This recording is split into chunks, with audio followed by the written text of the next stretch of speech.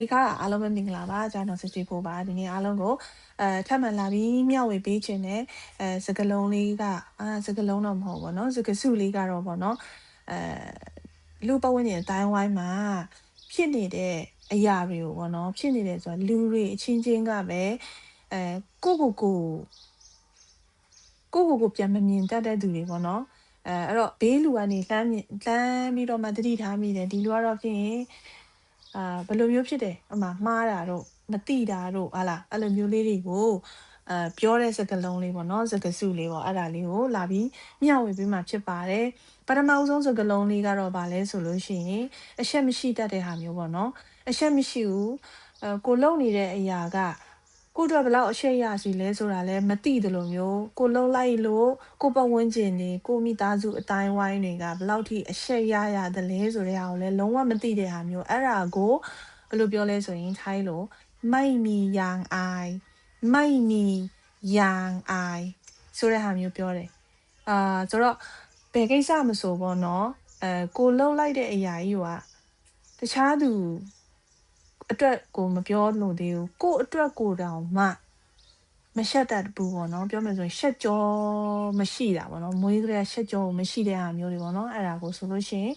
မိုက်မီယန်အိုင်ဆိုတဲ့စကားလုံးလေးနဲ့သုံးပါတယ်နောက်တစ်ချက်လေးကတော့ဗာလဲဆိုလို့ရှိရင်သူလှုပ်တယ်ဘဝအိမ်မှာသူဘာဖြတ်တန်းမှန်းတော့မသိဘူးပေါ့နော်အဲ့ဖြတ်တန်းလောက်ကင်သွားလာနေတဲ့အချိန်မှာသူ့ကိုသူနော်မှားတယ်ဒါပေမဲ့ဘတော်မှနောင်တမရအောင်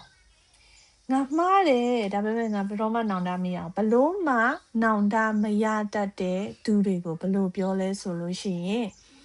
ไม่มีความสำนึกผิดไม่มีความสำนึกผิดเนาะအခုဒီခေတ်ကြီးမှာဆိုလို့ရှိရင်အရန်ပဲပေါ့နော်လူမှုရေးပိုင်းဆိုင်ရာပဲဖြစ်ဖြစ်ငွေရေးကြေးရေးပိုင်းဆိုင်ရာပဲဖြစ်ဖြစ်အဲ့လိုပေါ့နော်သူလုံလိုက်လို့မှားသွားတယ်အဲ့မှားတဲ့ဟာကိုလည်းတိရက်နဲ့မှားမှန်ဘယ်တော့မှနောင်တရတဲ့အကျင့်မရှိတဲ့သူကိုไม่มีความสำนึกผิดပေါ့နော်အဲ့သူကเขาไม่มีความสำนึกผิด तू ကတော့လေတကယ်ဘောနော်နောင်တကိုမရှိတာနောင်တတရားကိုမရှိတာအဲ့သဘောမျိုးလေးပေါ့နော်เขาไม่มีความสำนึกผิดနောက်တစ်ခုကတော့ဗာလေးလဲဆိုလို့ရှိရင်တော့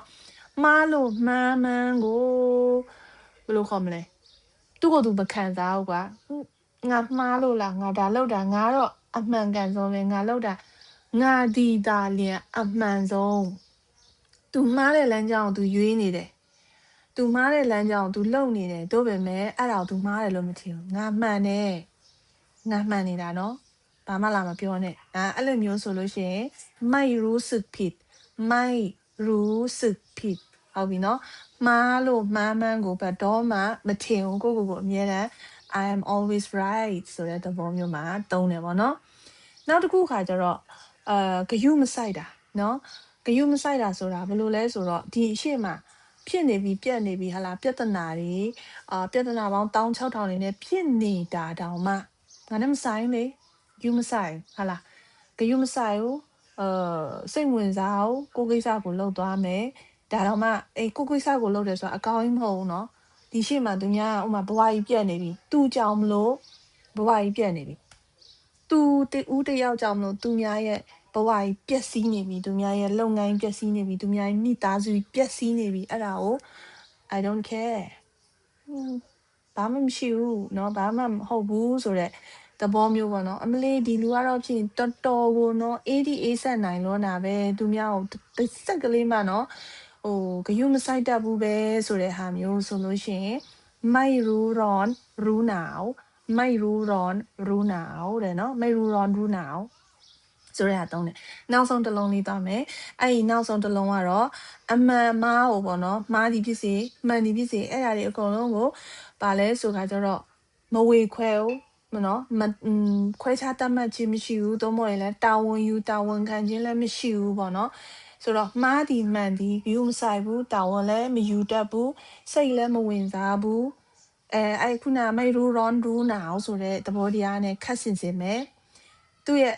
အတုံးတော့ကတော့ဘယ်လိုပြောလဲဆိုရင်ไม่รู้จักผิดชอบชั่วดีไม่รู้จักผิดชอบชั่วดีအမှားအမှန်တောင်မသိဘူးเนาะ ဘာလို့ရင်မှားတယ်ဘာလို့ရင်မှန်တယ်ဒါတော့ဖြစ်မှားသွားပြီဒါတော့ဖြစ်မှန်သွားပြီဆိုတာကိုတော့ဝေခွဲမတတ်တဲ့သူစားမျိုးไม่รู้จักผิดชอบชั่วดีဟုတ်ပြီနော်အဲ့တော့နောက်တစ်ခေါက်ပြန်ပြောပြပါမယ်ไม่มียางอายသူများဘယ်လိုကောင်းလဲဝတ်စားစင်ရင်မှုပုံစံမကြရင်တော့၎င်းပေါ့နော်မိသားစုကိုအရှက်ရအောင်လုပ်တဲ့သူပေါ့နော်ဒါပေမဲ့သူကမရှက်တတ်ဘူးผู้หญิงคนนี้ไม่มียางอายผู้หญิงคนนี้ไม่มียางอายဒီမျိုးသမီးကတော့အရှက်မရှိဘူးเนาะမရှက်တတ်ဘူးနောက်တစ်ခုကကျတော့နောင်တမရအောင်မားတယ်ငါမှားမှန်းတော့သိတယ်ဒါပေမဲ့ it doesn't matter ဘာမှမဟုတ်ပါဘူးခဏရင်ဆိုရင်ပြီးသွားမှာပါပြီးမြောက်သွားမှာပါဒီလူစားမျိုးကိုဆိုရင်ဘယ်လိုပြောလဲဆိုတော့ဒီဥမာမျိုးသမီးတယောက်ပဲဘောနော်ခေါင်းစဉ်တင်လိုက်ပါနော်ဒီ main ကလေးကတော့ဖြစ်ရင်တော့သူကသူမှားလို့မှန်းမှန်းလဲဒီနေ့ဒီချိန်ထိမသိဘူးနော်ผู้หญิงคนนี้เขาไม่มีความสำนึกผิดเลยนะผู้หญิงคนนี้เขาไม่มีความสำนึกผิดเลยนะသူမလေးနောင်တတရားဆိုတာကိုမရှိတယ်မိမပါလားနော်နောက်ပြီးမားလို့မှန်းမသိဘူးเขาไม่รู้สึกผิดอะไรเลยใช่ไหมသူလေဒီအခုသူလှုပ်သွားတဲ့အရာတွေအားလုံးကိုသူမှားတယ်လို့ခံယူချက်မရှိဘူးပေါ့နော်မှားတယ်မှန်းတော့မခံစားရအောင်တင်တယ်နော်เขาไม่รู้สึกผิดอะไรเลยใช่ไหมဟုတ်လားသူဘာမှပေါ့နော်ခံမှားတယ်ပေါ့ငါမှားတယ်ဆိုတဲ့ခံစားချက်လုံးဝမရှိဘူးပေါ့နော်ဟာလားทำตัวไม่รู้ร้อนรู้หนาวเนาะအမလီဟဲဂယုကိုမဆိုင်တာကြည့်ပါဦးเนาะမတိတလို့ပဲဘာမှပဲမဟုတ်တလို့လိုပဲမပတ်သက်တလို့ကြည့်ပါဦးကွာทำตัวไม่รู้ร้อนรู้หนาวเนาะเขาชอบทำตัวไม่รู้ร้อนรู้หนาวไงไม่ว่าใครจะเป็นตายร้ายดียังไงก็เรื่องของเขาไม่ใช่เรื่องของเราอะไรประมาณนี้เนาะသူများကိစ္စသူများမတေးသေးရှင်းရှင်းသူများကိစ္စငါကိစ္စမဟုတ်ไม่ใช่เรื่องของเราทำตัวไม่รู้ร้อนรู้หนาวနောက်ဆုံးတစ်ခုလေးကကျတော့เขายังเด็กอยู่เขาไม่รู้จักผิดชอบชั่วดีသူကကလေးပဲရှိသေးတယ်သူကတော့အမှားမှန်ဝင်ခွဲတတ်အောင်မှမဟုတ်သေးဘူးนะคะแต่ถ้าเป็นผู้ใหญ่แล้วไม่รู้จักผิดชอบชั่วดีก็ต้องให้เขารู้บ้างเนาะတကယ်လို့မှလူကြီးတော့ဖြစ်နေပြီဒါပေမဲ့ညာကမားဒီမှန်ဒီကိုမဝေခွဲတတ်သေးရင်တော့လေနည်းနည်းပါးပါးဘေးကနေပြီးဖေးမှပြီးပြောပြသိရင်လည်းပြောပြရမှာပေါ့လေนะคะအဲ့တော့ဒီစကားလုံးလေးတွေရှိပါတယ်